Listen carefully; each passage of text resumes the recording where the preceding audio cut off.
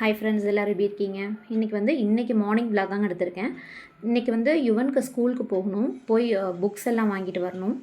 அதனால் காலையிலேயே lunch tiffin எல்லாமே செஞ்சிட்ருந்தேன்.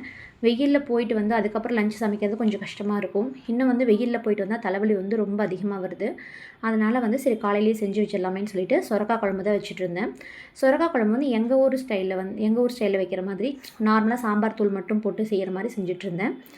ரசம் கூட ரசம் வச்சு வச்சுட்டு போயிட்டா லஞ்சுக்கு கூட ஒரு முட்டை மட்டும் பொரியல் மாதிரி செஞ்சு கொடுத்துடலாம் அப்படின்னு சொல்லிட்டு செஞ்சு வச்சிட்ருந்தேன்.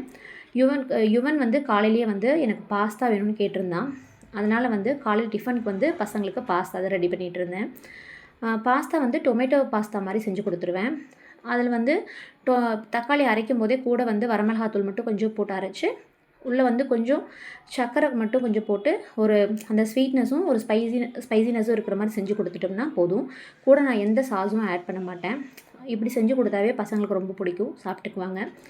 எனக்கு பாஸ்தா சாப்பிட முடியாது. இன்னுமே பாஸ்தா, காஃபி, இந்த நூடுல்ஸ் இது மாதிரி சாப்பிட்டா கொஞ்சம் தலைவலி கொஞ்சம் ட்ரிகர் பண்ணிவிடும். அது இன்றைக்கி காலையில் கொஞ்சம் தலைவலி வேறு அதிகமாக இருந்த மாதிரி இருந்தது காலையில் எழுந்ததுலேருந்தே. அதனால் சரி சாப்பிட வேண்டாமேன்னு சொல்லிவிட்டு எனக்கு சத்து மாவு கூழ் செஞ்சுக்கிட்டேன். கூட கையோட ரசமும் வச்சிடலான்னு சொல்லிவிட்டு நான் வீட்டில் கொள்ளு ரசப்பொடி அரைச்சி வச்சுருந்தேன். அதை போட்டு தான் ரசம் வச்சேன். அன்றைக்கி ரசம் நல்லாவே வந்திருந்தது.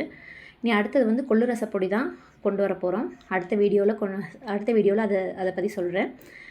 காலையில் எனக்கு கூட கையோட சத்துமாவு கூழ் செஞ்சு வச்சுட்டு கிச்சன்லாம் க்ளீன் பண்ணி வேலையை முடிச்சிட்டேங்க.